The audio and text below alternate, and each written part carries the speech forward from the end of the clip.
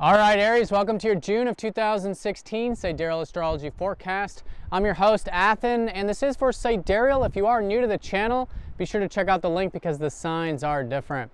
All right, Aries, so we have a lot going on this month. We've got your ruler Mars going direct at the end of the month, so still a bit of a reflective time for you guys. You have Mars in Libra. So with your ruler in your 7th house, I think there's a lot of reflection about relationships coming into this month. I think there's a lot you're learning about relationships, whether it's your own perspective of them or literally, and maybe even making some changes here in this area of your life this month. Also starting off the month, we've got the Sun and Venus in Taurus, which is your 2nd house. So I think there's a lot of focus coming into this month in terms of your sense of self-worth, maybe your values, your finances, your assets, things like this. I think is a great source of energy, a great place to put your attention this beginning part of the month so that you can cultivate new things here, because you are going to have a new moon in this area on the 4th, which is new beginnings relating to these very material, earthly aspects of life. It is a Grand Cross new moon, so it is about taking that action. All right, so there is this challenge. I think it's open to being challenged, right? Being open to challenges and taking whatever steps are necessary to cultivate, again, the earthly side of life. If it's external, maybe the material finances. If it's internal, your sense of self-worth.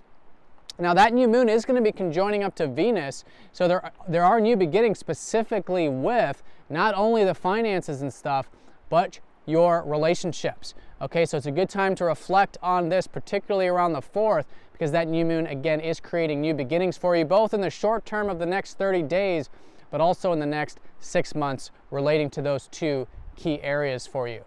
Now on the 7th, we got Mercury then shifting into that Taurus to join up with the Sun and Venus. It's going to bring a lot of extra attention. I think your mind's going to start to think more in terms of the values, the resources, the self-reliance. And so it's a good area for you to think and to work with there with Mercury.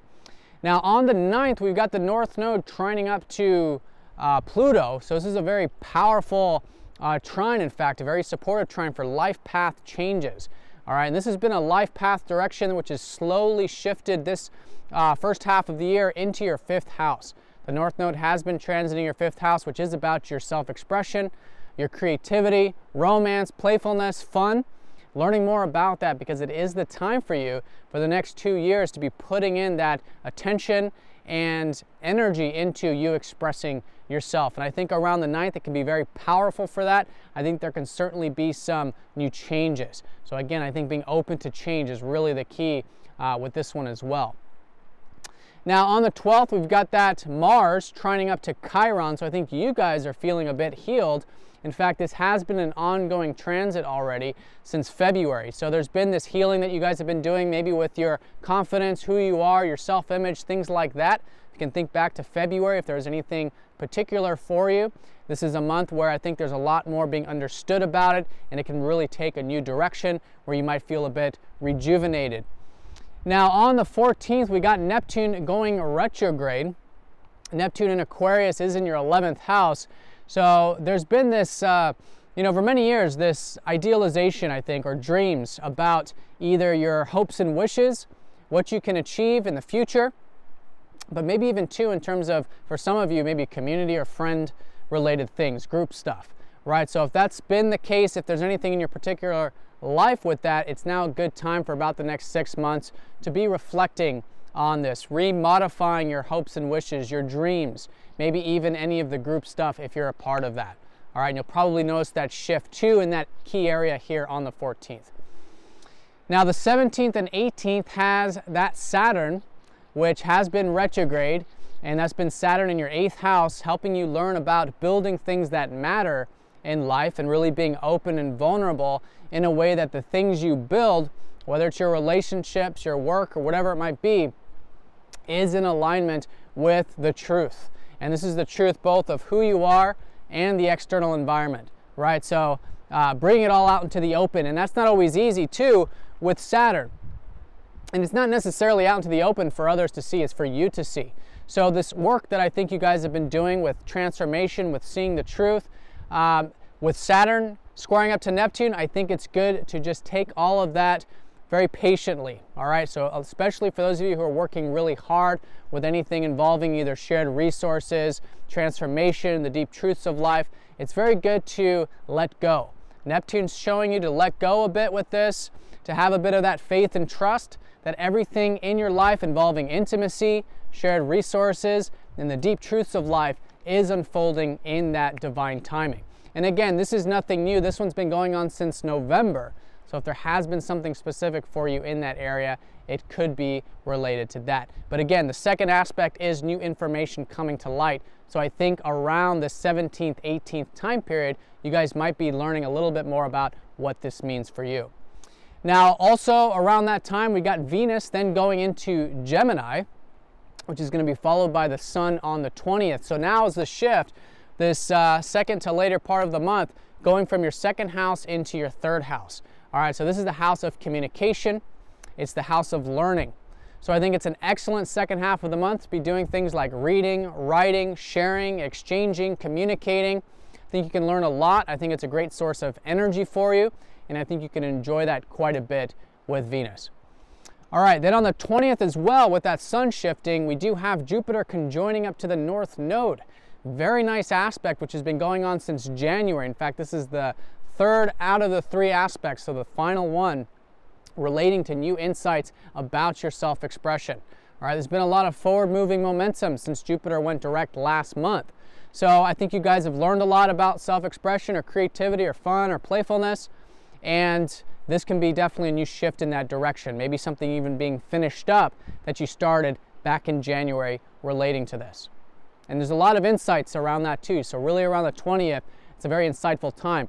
Because of that, but also because we have a full moon. On the 20th, we have the full moon right on the cusp between Sagittarius and Ophiuchus.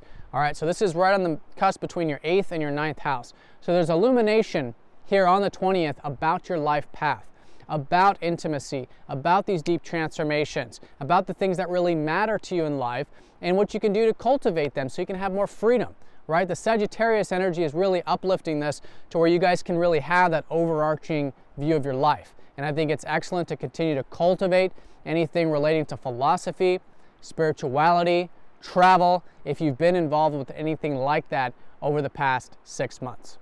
And even in terms of deep intimacy, you know, those deep connections in your life can also come to a high point at that time. Now on the 26th, Jupiter is going to be trining up to Pluto. Again, powerful. It's a really powerful month.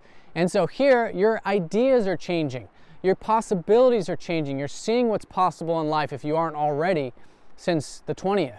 And there's a lot of changes with this. So it's great with Pluto to always be open to change, to changing your perspective of your life, because this could be creating a new perspective about what is truly possible, and even helping you see new insights that maybe you didn't see before. You know, Jupiter is the possibilities, Pluto is that deep transformation. So maybe you're willing to really see things at their core, which then allows you to have that new perspective.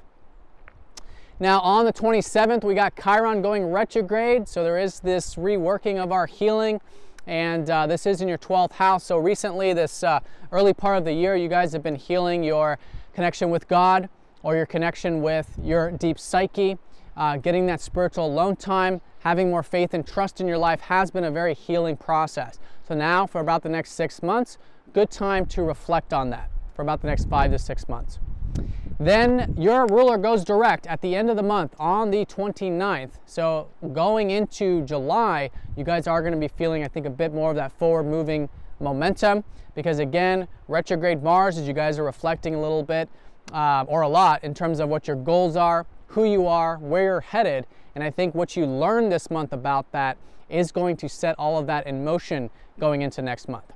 All right, Aries, so I hope you guys have a fantastic month. Thanks for watching, and I'll see you all next time.